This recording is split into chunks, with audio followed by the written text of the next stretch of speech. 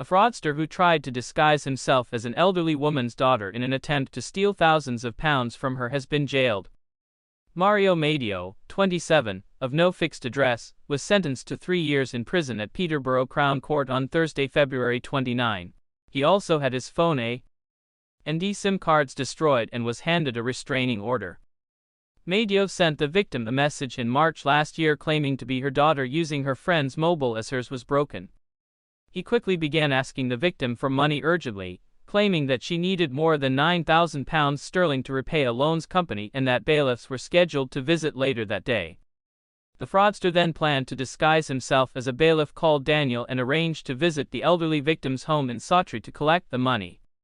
With the victim growing increasingly suspicious, she rang her daughter, who is aged in her 50s, to check if she was being scammed, and then called the police.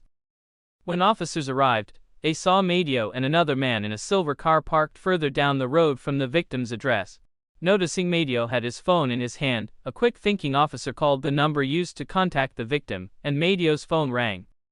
He was arrested and later pleaded guilty to fraud by false representation. Detective Constable Lauren Kirkup said, "I'm thrilled we've been able to put this callous conman behind bars and prevent further offenses.